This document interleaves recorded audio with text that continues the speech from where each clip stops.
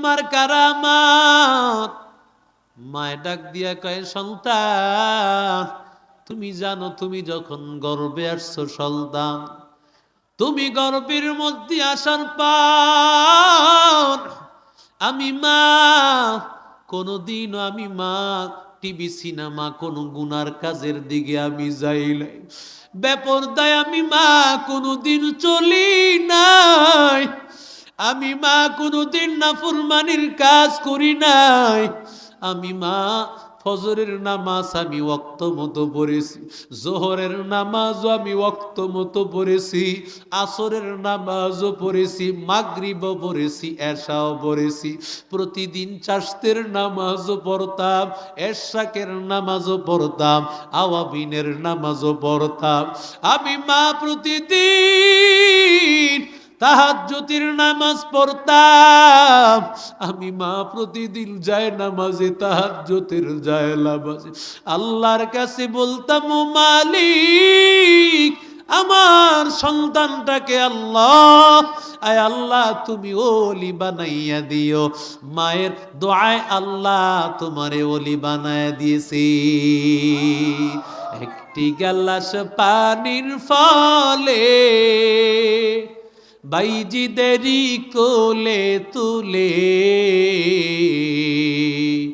হাত তুলে বলে মা বাইজিদকে ওলি বানাও, হাত তুলে বলে মা বাইজিদকে ওলি বানাও। মায়ের দোয়া লও হে মুমিন, মায়ের দোয়া লও, মায়ের দোয়া লও হে মুমিন, মায়ের দোয়া লও, মায়ের দোয়া লও হে মুমিন, মায়ের দোয়া লও, মায়ের দোয়া লও হে মুমিন, মায়ের দোয়া লও। বিপদে পড়বে না তুমি যখন যেথায় যাও, বিপদে পড়বে না তুমি যখন যেথায় যাও, মায়ের দোয়া লও হে মুমিন, মায়ের দোয়া লও, মায়ের দোয়া লও হে মুমিন, মায়ের দোয়া লও, মায়ের দোয়া লও হে মুমিন, মায়ের দোয়া লও, মায়ের দোয়া লও হে মুমিন, মায়ের দোয়া লও। যাহা কিছু হও না কেন কিছুই না মায়ের দোয়া বিনে, বাস্তবে না বুঝা তুমি কইরো না যে ফাও, বাস্তবে না বুঝা তুমি কইরো না যে ফাও। মায়ের দোয়া লও হে মুমিন, মায়ের দোয়া লও, মায়ের দোয়া লও হে মুমিন, মায়ের দোয়া লও, মায়ের দোয়া লও হে মুমিন, মায়ের দোয়া লও, মায়ের দোয়া লও হে মুমিন, মায়ের দোয়া লও। লা ইলাহা ইল্লাল্লাহ, লা ইলাহা, জোরে লা ইলাহা,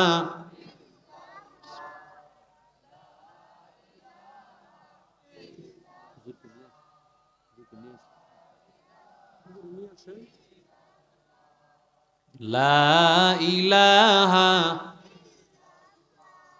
লা ইলাহা ইল্লাল্লাহ, লা ইলাহা, লা ইলাহা ইল্লাল্লাহু মুহাম্মাদুর রাসূলুল্লাহ সাল্লাল্লাহু আলাইহি ওয়াসাল্লাম।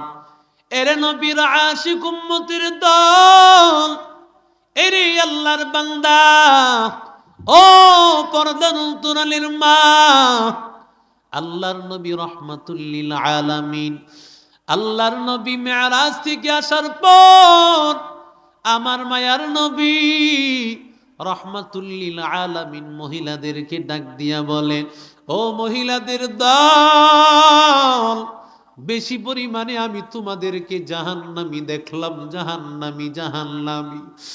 সাহাবী মহিলারা ডাক দিয়া বলেন, ও পয়গম্বর, কেন জাহান্নামী দেখেছেন পয়গম্বর?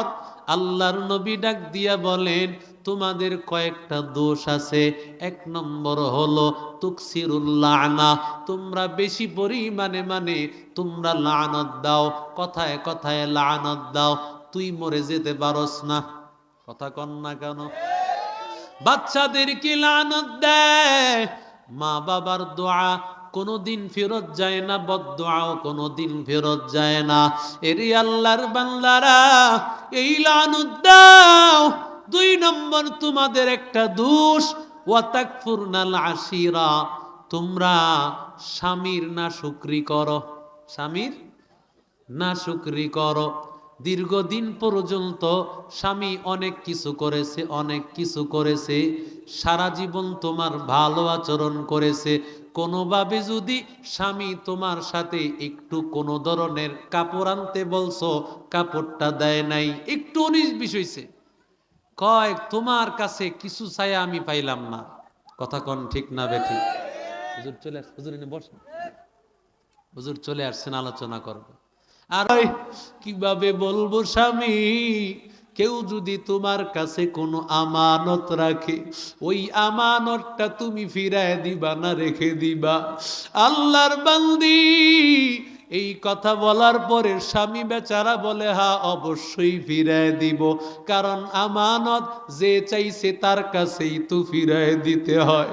এরে আল্লাহর গোলাম, এরে নবীর আশিক উম্মতির দল, এবার মহিলা সন্তানের মা ডাক দিয়া কয়, ও প্রাণের স্বামী আমার, আল্লাহ তাআলা আমাদেরকে একটা সন্তান দিয়েছিলেন আমানত, ওই সন্তানটা আল্লাহ তাআলা নিয়ে গেছে।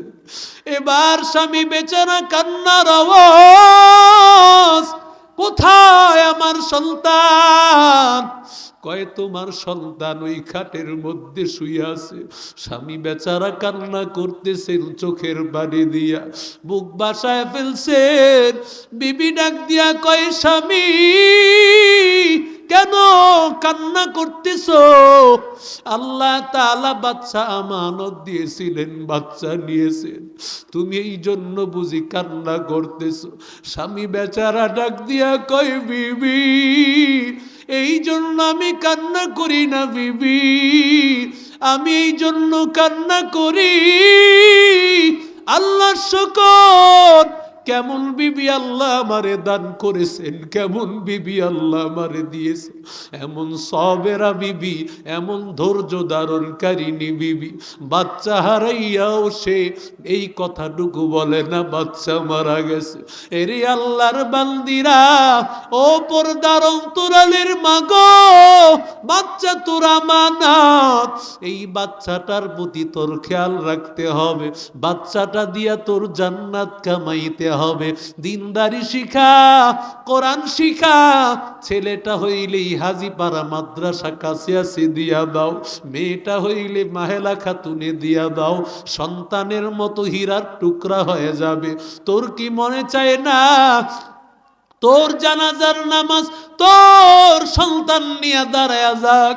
তোর জানাজার নামাজ যখন তোর সন্তান নিয়ে দাঁড়াইয়া যাবে, আল্লাহর কাছে আল্লাহু আকবারের ধ্বনি দিতে দেরি হবে, সাথে সাথে আল্লাহ কবুল করতে দেরি হবে না।